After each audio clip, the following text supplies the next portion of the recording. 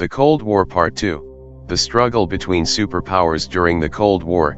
The United States and the Soviet Union were the main superpowers in the world, and they engaged in a global competition for influence and power.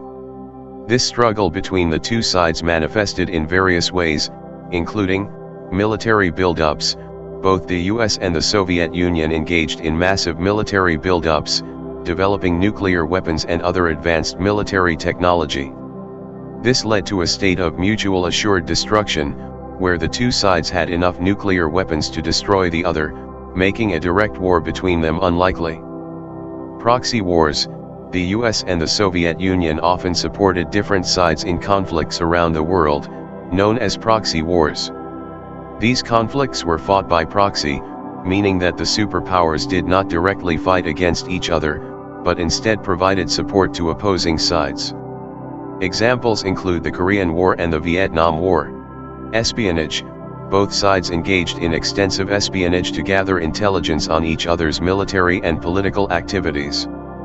This led to a number of high-profile spy scandals, such as the capture of Soviet spy Rudolf Abel by the FBI in 1957 and the capture of CIA spy Francis Gary Powers by the KGB in 1960. Ideological competition. The US and the Soviet Union also engaged in an ideological competition, promoting their respective political systems and economic models around the world. The US supported democratic governments and capitalist economic systems, while the Soviet Union supported communist governments and a centrally planned economy. The Cold War had a profound impact on international relations and domestic politics, shaping the world as we know it today.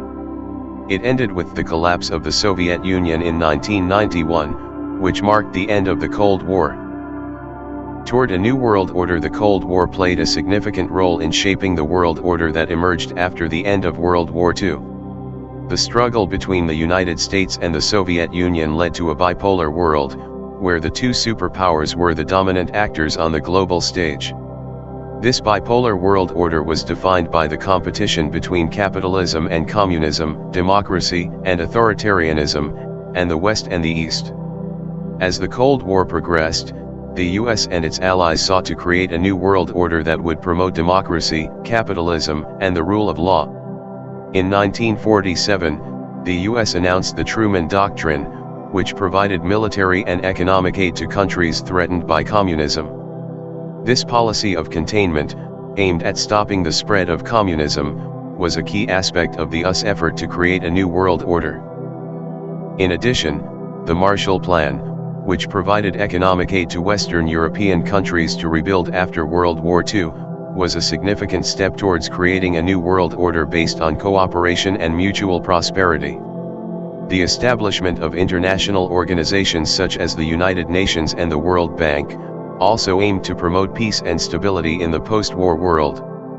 However, the Soviet Union saw this as a threat to their sphere of influence, and they too sought to create a new world order based on their own ideology. Overall, the Cold War had a significant impact on the development of a new world order, shaping the world as we know it today, with the US and its allies being the dominant actors in the international system and promoting a world order based on democracy, capitalism, and the rule of law.